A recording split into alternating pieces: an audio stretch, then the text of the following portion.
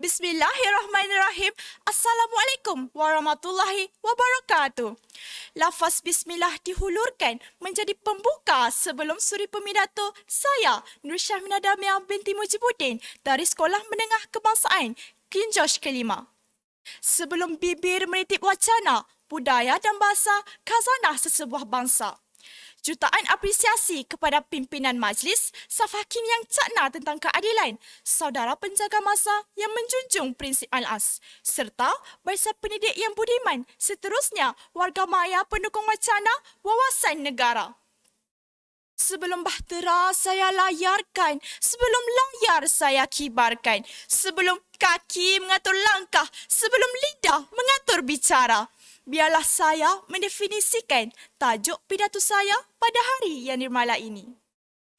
Menurut Kamus Dewan, edisi keempat, budaya merujuk kepada satu barang kebendaan dan kerohanian dari kumpulan sosial yang diturunkan dari generasi ke generasi.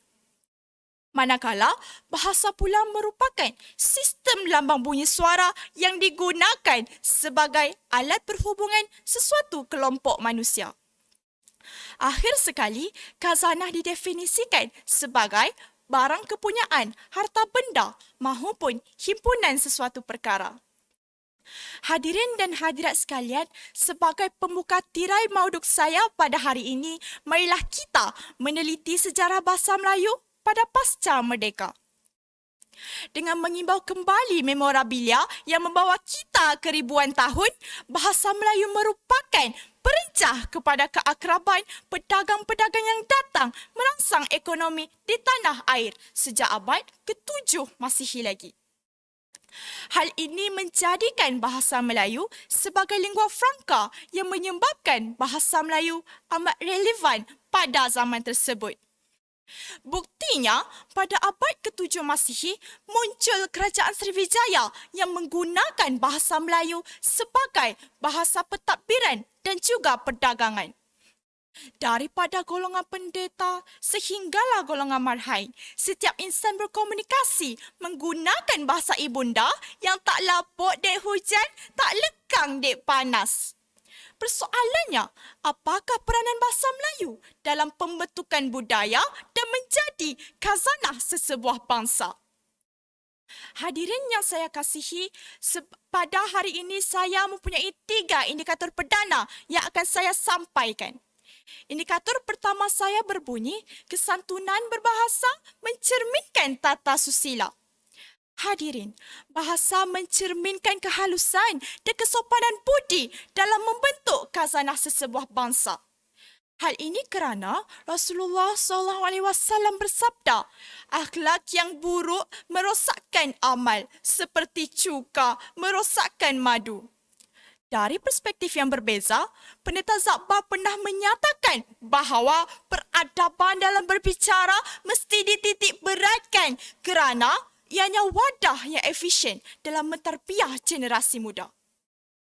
Berdasarkan statistik Induk Kereta Bangsa, 98% rakyat jelata bersetuju akan peri pentingnya menjaga tutur kata dan bersikap sopan santun dalam komunikasi seharian kita.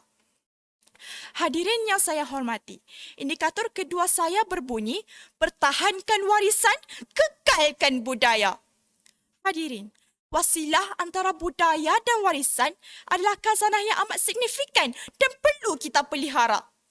Janganlah kita menjadi seperti telur sekangkak, pecah sebiji, pecah semuanya, kerana tidak menghormati budaya dan akhirnya khazanah sesebuah bangsa hilang dia ditelan zaman. Warga maya sekalian, nilai budaya bukanlah satu penghalang pemodenan, malah lagi tinggi budaya bangsa, bertambah majulah sesebuah negara.